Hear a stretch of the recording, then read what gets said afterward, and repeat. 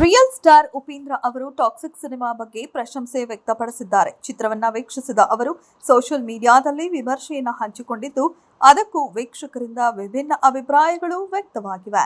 Toxic ಒಂದು ಕಾಲ್ಪನಿಕ ಕತೆ, ಆದ್ರೆ ದೊಡ್ಡವರಿಗಾಗಿ ಟಾಕ್ಸಿಕ್ ಸಿನಿಮಾ ನೋಡಿದೆ. ವಾವ್, ಎಂತಹ ಸಿನಿಮಾ! ಒಂದು ಹೊಸ ಲೋಕ, ಒಂದು ಸಂಪೂರ್ಣ ಹೊಸ ಅನುಭವ. ಪ್ರತಿಯೊಬ್ಬ ಕಲಾವಿದ ಮತ್ತು ತಂತ್ರಜ್ಞರ ಶ್ರಮ, ಶ್ರದ್ಧೆ ಹಾಗೂ ಕಲೆಯ ಮೇಲಿನ ಪ್ರೀತಿ ನಿಜಕ್ಕೂ ಅಭಿನಂದನೀಯ. ಯಶ್ ಮತ್ತು ಇಡೀ ತಂಡಕ್ಕೆ ಹ್ಯಾಟ್ಸ್ ಆಫ್ ಎಂದು ಉಪೇಂದ್ರ ಅವರು ಟ್ವೀಟ್ ಮಾಡಿದ್ದಾರೆ.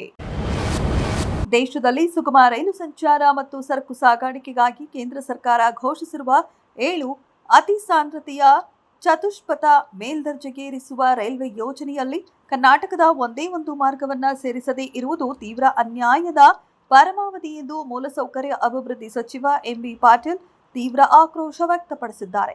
ಕೇಂದ್ರದ ಈ ತಾರತಮ್ಯದ ವಿರುದ್ಧ ಮುಖ್ಯಮಂತ್ರಿ ಡಿಕೆ ಶಿವಕುಮಾರ್ ಅವರಿಂದ ಪ್ರಧಾನಿ ಹಾಗೂ ಕೇಂದ್ರಕ್ಕೆ ಪತ್ರ ಬರೆಸುವುದರ ಜೊತೆಗೆ ಖುದ್ದಾಗಿ ನಾವೇ ಕೇಂದ್ರ ರೈಲ್ವೆ ಸಚಿವ ಅಶ್ವಿನಿ ವೈಷ್ಣವ್ ಅವರನ್ನ ಭೇಟಿ ಮಾಡಿ ಮನವಿ ಸಲ್ಲಿಸುವುದಾಗಿ ಅವರು ತಿಳಿಸಿದ್ದಾರೆ.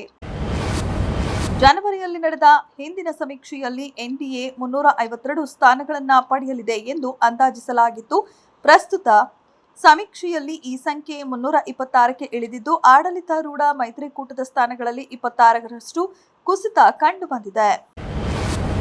ಗ್ರಾಮೀಣಾಭಿವೃದ್ಧಿ ಮತ್ತು ಪಂಚಾಯತ್ ರಾಜ್ ಇಲಾಖೆ ಸಹಾಯಕ ಕಾರ್ಯನಿರ್ವಾಹಕ ಎಂಜಿನಿಯರ್ಗಳ ಹುದ್ದೆ ನೇಮಕಾತಿಯಲ್ಲಿ ಅಕ್ರಮ ನಡೆದಿದ್ದು, ಈ ಬಗ್ಗೆ ಅರಿವಿದ್ದು ಕರ್ನಾಟಕ ಲೋಕಸೇವಾ ಆಯೋಗವು ನೇಮಕಾತಿಗೆ ಅಂತಿಮ ಆದೇಶ ಹೊರಡಿಸಿತ್ತು ಎಂದು ಕೇಂದ್ರ ಸಚಿವ ಎಚ್ ಡಿ ಕುಮಾರಸ್ವಾಮಿ ಆರೋಪಿಸಿದರು.